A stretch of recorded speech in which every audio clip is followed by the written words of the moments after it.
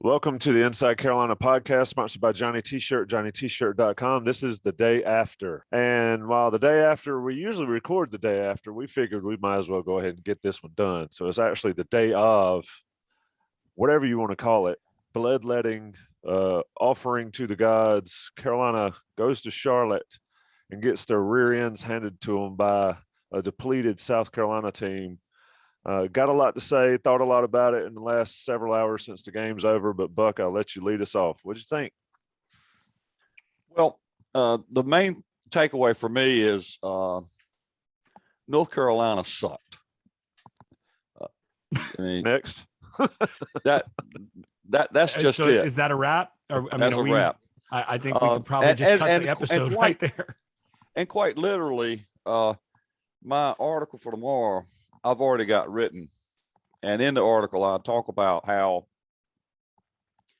my normal process for when I write the article for the morning after a piece that I do following every game, I'll look at stats. I'll check a couple of different sources of stats because they all do them a little differently. But I'll look at the ESPN stuff, and I'll look at CBF or CFB stats and a few others, and check some other analytics and read what other people have to say and get other people's takes. Sometimes I'll look at the message board to see if somebody has a very interesting take on the game. And I read Greg's stuff and the game scoop and all of that, the post-game analysis. And I wrote my entire article for tomorrow without looking at any of that. I looked at not one piece of it because if you watch the game, you know North Carolina sucked. And nothing I can say is going to make any difference to that conclusion. You're going to get to arrive at the same place I'm at, no matter how long you spend analyzing this game. North Carolina was just terrible from the moment they stepped on the field to the moment they stepped off of it. So what is there left to say about the game except how unprepared North Carolina looked? And, it's things like, I think it was like 2 minutes to go in the first quarter before anybody on the defensive side of the ball did anything that looked like they were making a play. On one particular play, I think maybe Vahasik and Ritzy got in the backfield a little bit and stopped up South Carolina, and ultimately on that drive they had to kick a field goal. But before that, nobody even made a play. And you can usually count on, somebody's going to make a defensive play, a good stop, good hit, pass breakup, something of that nature. None of that the first quarter at all. And it was 18-0 in the first quarter. There's very little left to say about this game other than it was an embarrassment. And as somebody that covers North Carolina and has for a very long time, I'm embarrassed to talk about it, essentially. I can't imagine how the team feels about it, or how they should feel about it, or how the coaching staff should feel about it. Kind of a harsh take maybe for the ultimate optimist, Buck, but there it is. Yeah, I'm with you. And Jason, you'll have better expert analysis than I'll give. And Buck nailed it with one word, and probably could cut the show off. I'd go to bed. But we don't do that here. We talk a lot, and hopefully we'll say a little bit different than some folks are thinking. But we got it wrong terribly, badly from August until December 30th. I thought after the NC State game, where they played well except for the last 2 minutes, that this team had figured something out. We talked about it. I thought they were going to run South Carolina out of the building. Said it. 42 something. Can't remember the exact score. Of course, people will say you picked them 12-0. That was a little bit in jest. I mean, I've heard it 1,000 times, but come on. But I legitimately expected Carolina to beat South Carolina handily today. I don't know which is worse, the prediction or me even remotely thinking Carolina football can even do anything like that. Jason, we talked pregame on the Live Inside Carolina show and said they had to stop the run and they had to run the ball. Let me read you a quote. This sums up the season pretty much. Our game plan was 100% stop the run today, and they rushed for 301 yards. So it is what it is. Mac Brown. Jason, what you got? Well, that pretty much sums it up right there. I mean, as you said, and not just for 301 yards, which is bad, but for 5.9 yards a carry, including sack yardage. It almost seems inconceivable, but for Carolina football, we talk a lot about. I mean, I don't think you know what that word means. Man, I've been waiting. I was just going there. You using that word? I do not think it means what you think it means. I was trying to riff on another quote from someone else, but people talk about NC State-ish or Clemsoning and all those type things. This is Tar Heeling. Yeah, absolutely. Yeah. Well, at this point, this is what North Carolina is, and they have been for a long time. Well, it's actually much worse this year. David Hill? Brian Ives had a tweet up. I don't know how far back he went. He went back a long way, but no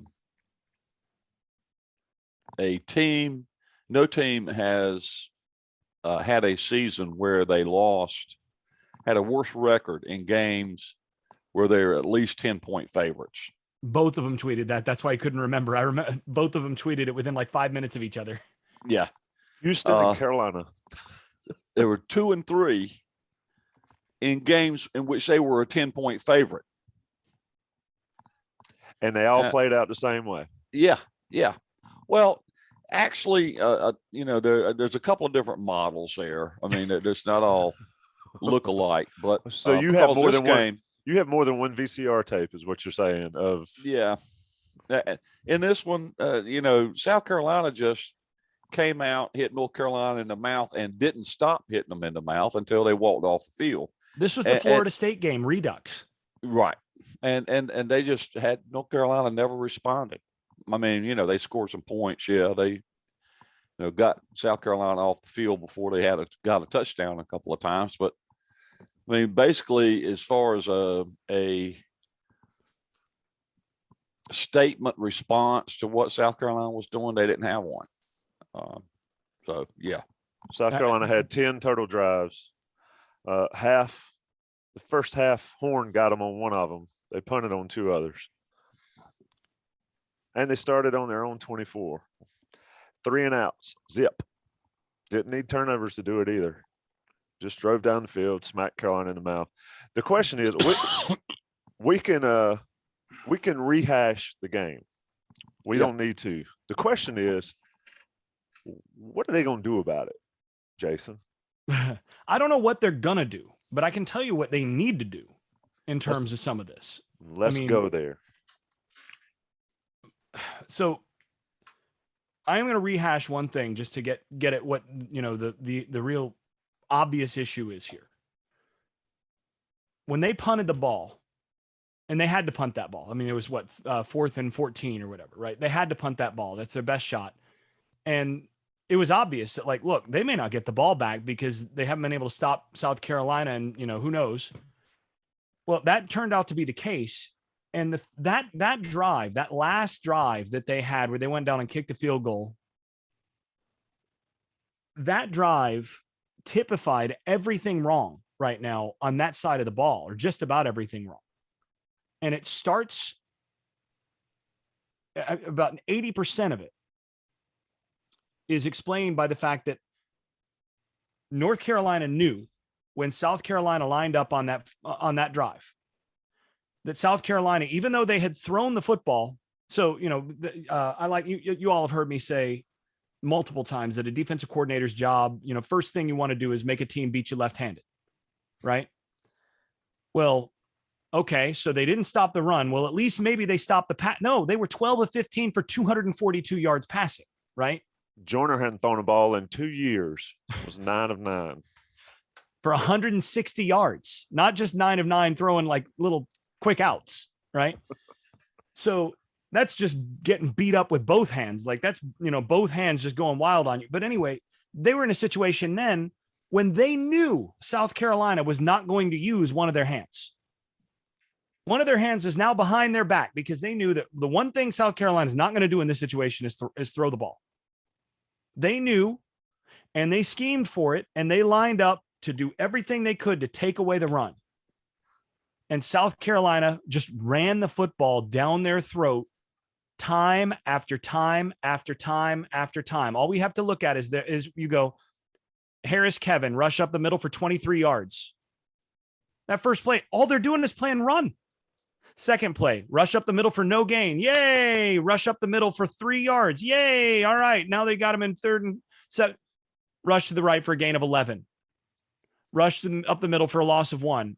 Rush left for 11 yards. Then a personal foul. Then loss of 4, loss of 1, gain of 4, field goal. They couldn't stop the run when everyone in the stadium, everyone watching on television knew that the run was coming. And it's because they got their behinds absolutely handed to them. They got manhandled up front over and over and over and over in this game. They got their butts kicked in the trenches by a team that came in tougher and nastier than North Carolina. The problem is real simple. North Carolina is a soft football team. They're soft. They are a soft defense. They play soft on the offensive line, which, by the way, I think those two things go together.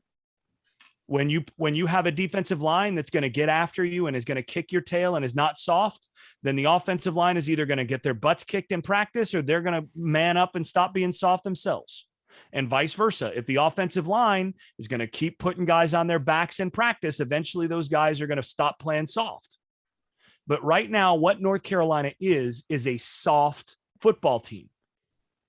North Carolina, and this is something that Mac Brown, that he's going to have to do some long looks in the mirror and looking at his staff right now saying, what is it about us? Because the team is going to take on the character of its coaching staff in that respect. What is it about us that's producing a soft program? And that needs to be the single focus in the offseason.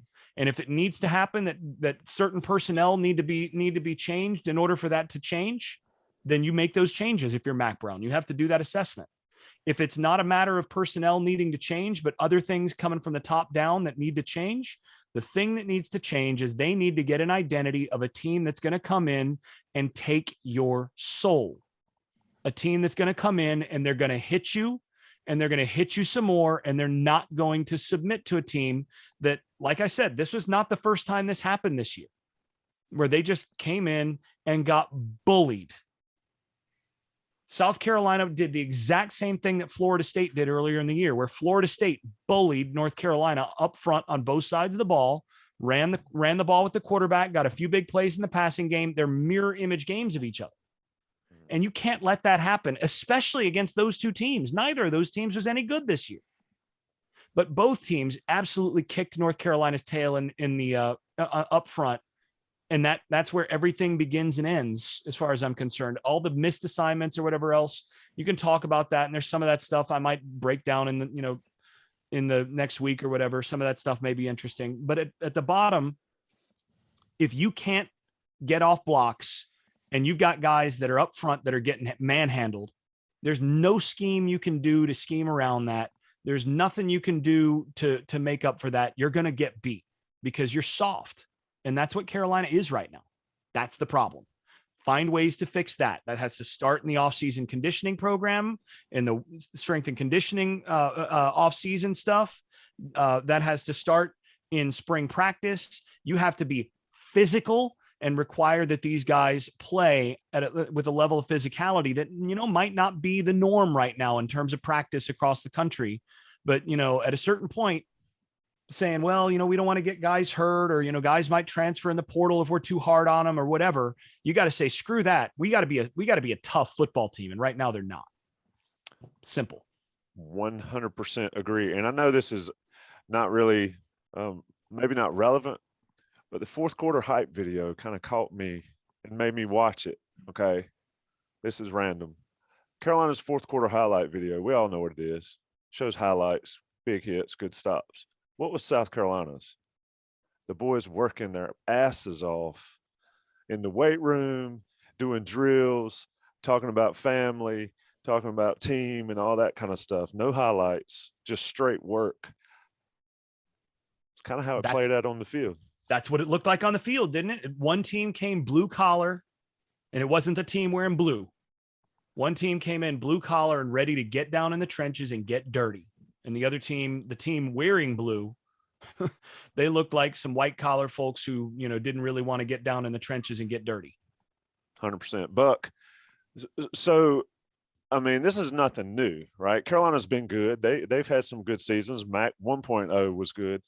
Why does it feel so differently here 3 years in? I mean, I feel like 3 years in, we've seen all the tape we need to see for things to significantly change in some form, be it coach, whatever. But Buck, your overall take on where this program is right now, because quite frankly, when you have the greatest quarterback in your school's history and he has a career record of 20-17, there's no excuses, none. You can't make any. You can make them, but it don't matter. What do you say, Buck? What's interesting to me is as much flack as Larry Fedora got about, and in some ways he caught flack about his recruiting wasn't good enough and blah, blah, blah. There's some exceptions, but like Sam Howell, for instance, but if you look across the board, how many of North Carolina's standout contributors in the last 2-3 years are all Larry Fedora recruits? Diami Brown, Javonte Williams, Michael Carter, Daz Newsome, Jeremiah Gimmel, Storm Duck. Even on as much as they have upgraded their recruiting, the standouts on the defensive line are like Ray Vahasek. That's changing a little bit, but for the most part, the wave of recruiting that Brown has produced since arriving at North Carolina since 2019 has been Fedora-driven recruits for the most part. That's going to change. And you're in a transition. I'm not trying to make excuses. That's the last thing I'm not going to do. This pig will not go with any lipstick from my hand. So what's got to happen is for these younger guys to take control of the team. They have to be the ones to step up and say, we're better than this. We have to play better. We got to figure this out and we got to get it done. They're the ones that's got to seize control of North Carolina for them to take a step forward. Now, can that happen with the current coaching staff? Maybe. Might it help to have some changes in the coaching lineup to maybe get more out of that group? I'm not saying that I've got a crystal ball or all the answers or any of the answers. I'm answerless. But I think for North Carolina to take a step ahead, whatever facilitates the younger group of players that have been recruited in the last 3 years to take over the identity of this team Whatever facilitates that is what has to happen. You just have to figure out what that is. Yeah, the lack of leadership on this team, Buck, was so obvious all season in terms of there was a rather strong disconnect. I mean, this was a front runner football team. It's Miami. Over and over again. It was 2021 Miami. Yep. I think it was David Hale that said that this game just demonstrated that North Carolina was this year's Miami. Mm-hmm. And that's accurate. But that's a team without leadership. That's a team where you don't have 2 or 3 guys that basically force everybody else to look themselves in the mirror and say, look, is this who we're going to be? Are we going to be the team that gets our butts handed to us, that gets our butts kicked over and over again and just says, thank you, sir, may I have another? Like, are we that? Is that okay with you? And requires that guys play with the level of effort and all of that they need to. And, this goes to, it's been a while. It's been a while since we've done one of these. And one of the discussions that I saw on the Tar Pit message board since then, somebody had asked me what I thought needed to happen for Des Evans. Like what's the disconnect there? And I said, as far as I think this is true for the whole team, but as far as I'm concerned, the issue with Des Evans is all the tools are there. Looks like Tarzan, but plays like Jane kind of situation. All the tools are there, but you never get the impression that guy is playing with his hair on fire. Right. And it's what could he do to get better? Well, there's some technical stuff, sure. But the biggest issue there, and this is true not just with him, but with multiple guys, is you've got to stop looking like you're going through the motions. And again, I hate to use this program once again as an example here, but look at the guy who transferred from Georgia to Florida State this year and then won Conference Defensive Player of the Year, Jermaine Johnson. Watch him play. And if I were coaching defensive ends at North Carolina, or outside linebackers, as they call them, they're defensive ends, whatever. If I was coaching edge guys, I would require that Evans watch tape of that guy all off season, because that guy's not as talented as Evans. He's not. But he had double-digit sacks this year. I don't remember exactly how many, and just a crazy number of tackles for loss. And so many of those were just flat out stubborn, raw effort, where he got blocked initially, and you could see this switch go off in his head of like, oh, heck no. No, I will not be blocked. And it was the second or third effort to just refuse to let a guy, no, you cannot get your hands on me. Get your hands off me. That absolute disdain for having a guy have his hands on you, that level of effort. And, he had a play at one point in the year where he's on one side of the field, rushes the passer, hits the quarterback, and then the pass is to the other sideline. He gets up, guy makes a cut, comes back, and who makes the play to stop that guy a yard short of the first down? This is against Boston College. The defensive end from the other side of the field who hit the quarterback to begin with. Why? Because he wouldn't settle for, I did my job. Well, if somebody else isn't going to make that tackle, that's a first down. No, he ran about 40 more yards to get across the field and put that guy away, and with a thump, by the way.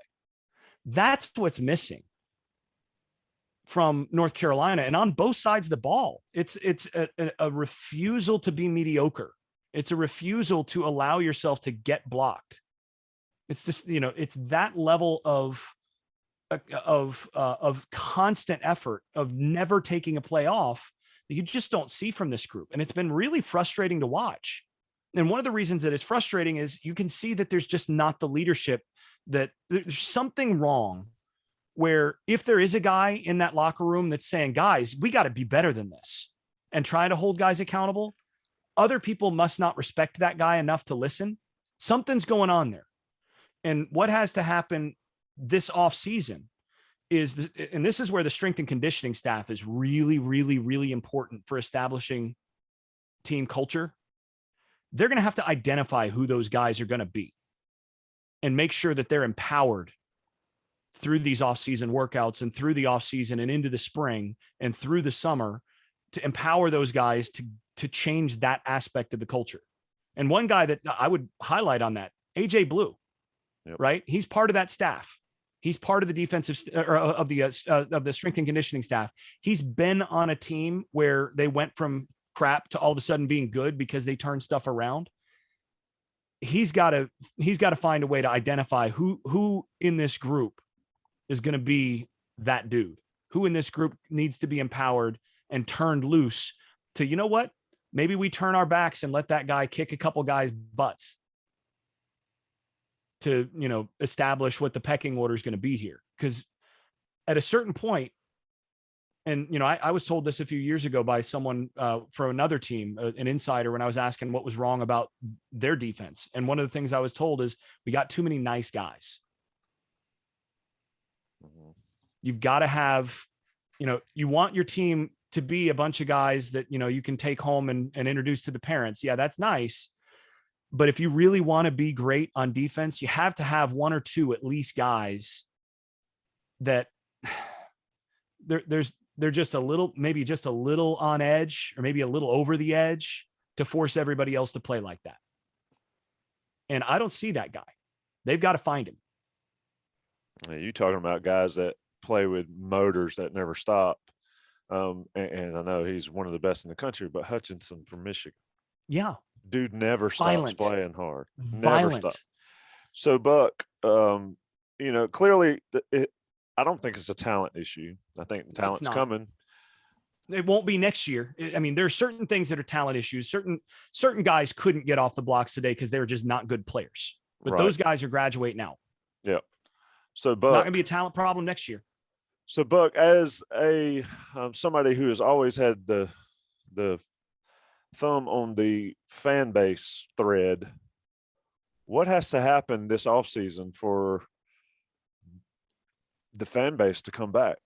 Because being in Bank of America Stadium today and walking out when we did and listening to a lot of people, a lot of folks are done watching the same stuff over and over in year three. A lot of people want heads.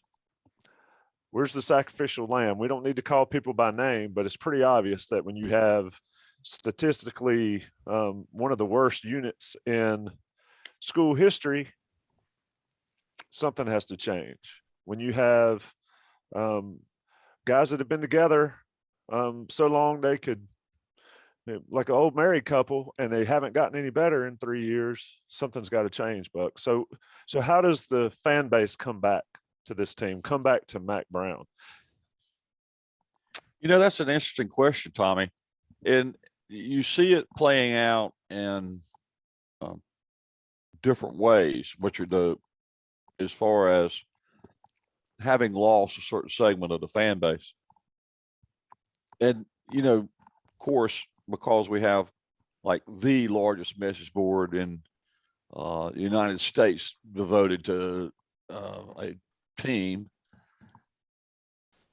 our message board comes in for a lot of criticism because people go nuts and they go over the top and say all kinds of crazy stuff, particularly on the game threads and whatnot.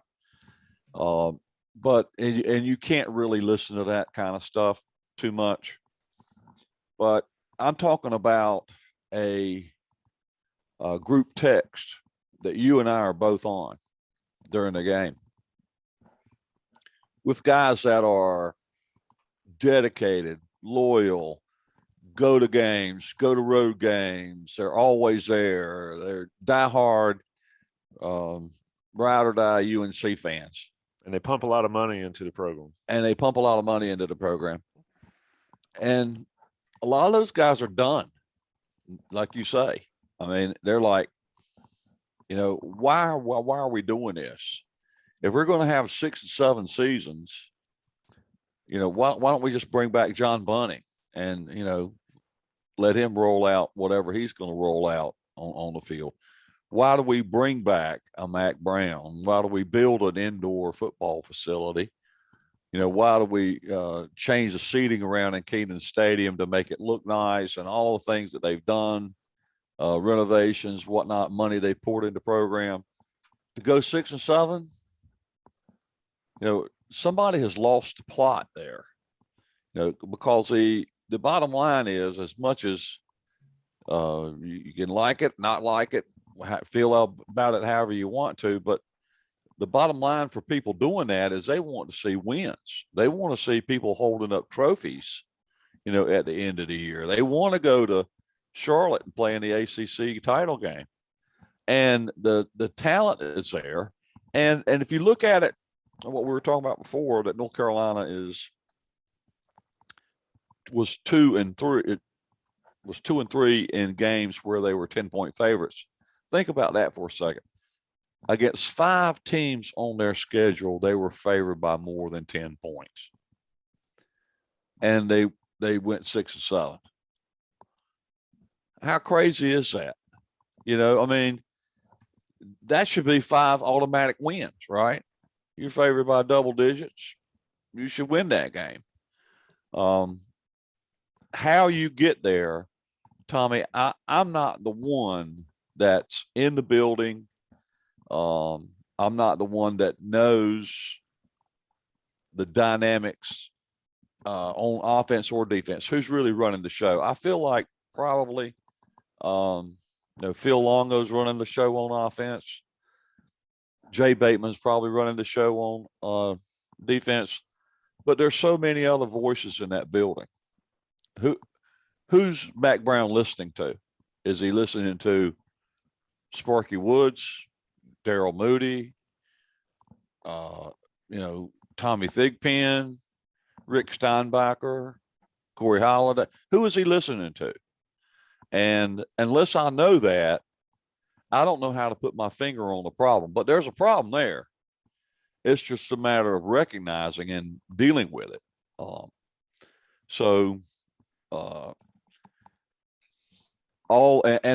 names that I mentioned, they all may be doing swell, wonderful, awesome work. I don't know. I'm not in the building, but you've got to find out where that problem is and eradicate it to move the ball forward.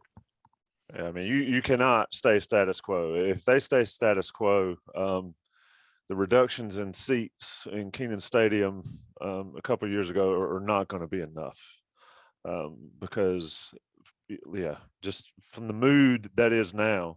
Now, hope springs eternal, and folks will come around a little bit in the summer, but I think a significant change needs to happen. And Mack Brown's certainly not beyond it. I mean, he told Torbush, and after they lost the Sun Bowl in 95, said, you better tighten it up, or get it going, or get along out of here. And we see how that change happened. Mack has never been, I said this before in another podcast. He's never been bashful about making coaching changes. Yeah. Not at all. A lot of people took that as me saying he's going to change, going to make drastic changes in the offseason. That's not what I meant. What I meant he fired Manny Diaz at the soda machine at halftime.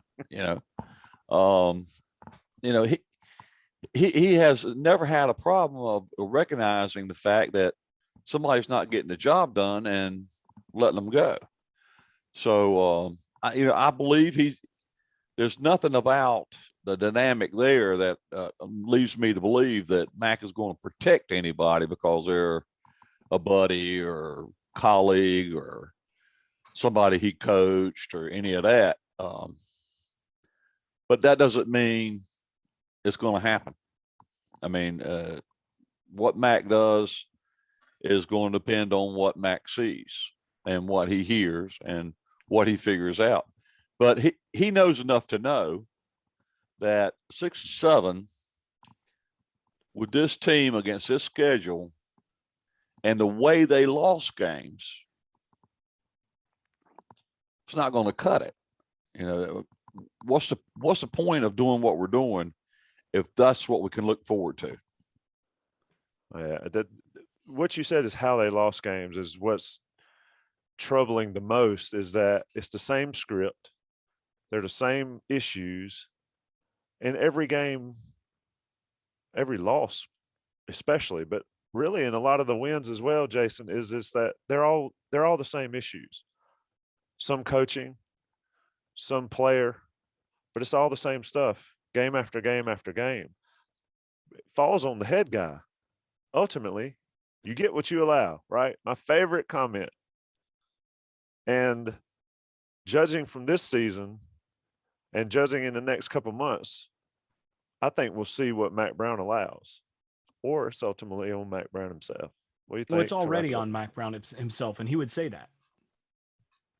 And, that's where my observation about Mac's going to have to look in the mirror and determine, what has engendered the kind of softness that we saw from that program this year. Because at the end of the day, programs take on the character and the traits of their head coach. If you have, look at Pitt, right? Pitt on the football field, they're not always great. They're not always that good, but they are a walking embodiment of Pat Narduzzi, right? That team is just like, if you chopped Pat Narduzzi into bits, it's him, right? You can go down the list. Florida in the 90s, that team was like, their whole character was Steve Spurrier, right? And, Nick Saban at Alabama, Dabo at Clemson, all of these teams take on the character of their head coach. So if your team after, 3 years is soft, I think that means you've got to look in the mirror and say, what do I need to do to communicate that this kind of effort, this kind of lack of intensity, and this kind of playing football without violence is, what can I do to show that that's unacceptable, that will not be tolerated? Because that's really what's lacking is you can't be a successful football team without intensity and play and violence. The best players are violent players. Even your speed players, even your quote unquote finesse guys, the elite guys who are like that, even those guys, their movements are violent, right? It's not a matter of there being, you just can't accept otherwise and be good on the football field. So, I think that probably, if it's me, if I were Mac Brown, one of the things that I would do is I would have the most physical spring practice that I have had since the first time I was at North Carolina. More physical than any spring practice that I had at Texas, more physical than anything I've had my first 3 years at North Carolina. I would set the tone in the spring of 2022 that we're going to do goal line for extra periods. We're going to do good on good, 2s on 2s, and so on. And we're going to tackle to the ground every day allowed by the NCAA. And we're going to thump and we are going to hit. And we're going to do this at the very time limit that's required, just to communicate to this team that it's not about the X's and O's. It's not about out scheming teams. You've got to, at some point, to be good at football, you've got to be the team that just kicks the other team's butt. You got to. And the only way to do that at a certain point is to require it in practice. And I think that's one of the reasons why so many teams these days struggle defensively and why the game is so different in a lot of ways. It's not just the way that it's officiated. It's the way that teams practice. Most teams don't practice to the ground pretty much at all anymore, right? Most teams don't play. And I hate to get this into like a back in my day, but back in my day, after my first spring, our coaches actually had t-shirts made about having survived spring practice because so many of us got hurt. I was actually running first string at the end of 1 week at Florida State. And if you know how bad a player I was, that tells you how many guys got hurt in front of me because we hit so hard all spring. And by the way, my knee was the size of, was a little larger than a normal grapefruit when I was running first team. So if that tells you anything, we were committed to that identity of we're going to out hit you. And in spring, we were willing to go through and take some of that beating in order to communicate that and in order to become that. And so many teams now, the concern is, well, we don't want to get our guys hurt. And yeah, there's some truth to that. But you also don't want your guys to get soft. And I think there's just this is epidemic across college football. But North Carolina right now, there's too much talent now. This year, there were definite talent holes, especially up front. No question. Next year, there's too much talent to allow them to be soft. That's Indeed. really, I mean, that's all I've got to say on this. I mean, we can talk, I love scheme. I love breaking down the chess game and all that. But I mean, football's simple at bottom. And, if you can bully the other team, none of the rest of it matters. Yep. I don't disagree there. We will be right here following it all. We're going to wrap this one up. Could have wrapped it after Buck's first opening statement. It could have been, the 2S show. But yeah, we talked about it. We lived it. Carolina finished the season 6-7. Hopefully later in the week, we'll do it on the beat live, maybe a football round table with all the football guys post-mortem, wrap this puppy up for good and tuck it in the wayside. Oh man, I'm going to be even more bitter by then because I'll have gone through the game more than multiple times, looking at different plays in detail. And man, I already know I'm going to be ticked off then. It should be an interesting one then. So for Buck Sanders, well, Buck, look, let me say something. Buck Sanders has been the catalyst for all these shows, these podcasts we do, the IC live shows and all that. So I want to especially shout you out, Buck, and appreciate all your support for us to be able to do what we do here for Inside Carolina. Even though they're 6-7, IC team covers it as if it's the national championship each and every week. And that's partly or mostly because of the leadership you've provided us, my man. Thank you. Buck's the best in the game, guys. The best in the game. Best in the biz. And he's muted. Yeah. One throwaway comment before we go.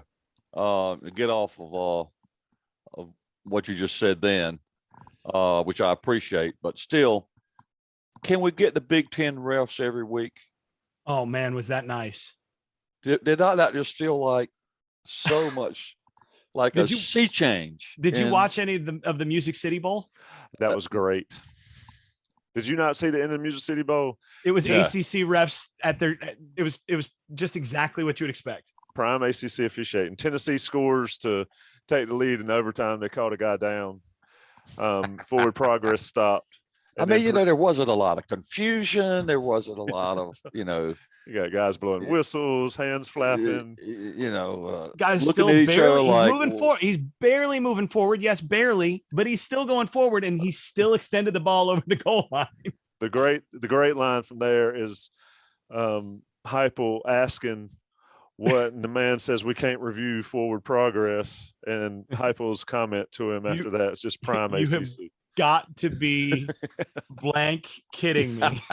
And I just want to know what we got to do to get the Big Ten refs every week. That's all. Join my the Big dad Ten. was a Big Ten ref. It just made it such more enjoyable to watch, even though we were getting killed. Yeah. It was still better to watch. So. Yeah, my dad, for what it's worth, my dad was a Big Ten official when I was growing up. So I actually have a little bit of a window on their process, and they've got a really, really good training process, and they've kept that up, and they've done a great job on that for 20 some years since then.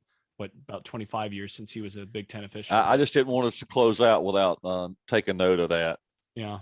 Well, it would be nice.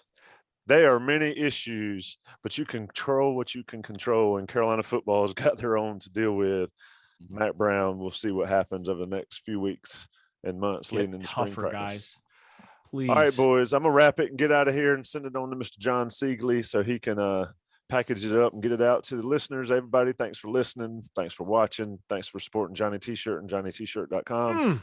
Subscribe, rate us, review us, tell us what we do right, tell us what we do wrong.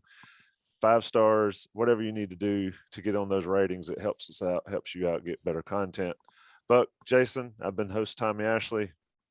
We are Enjoyed out. it, guys.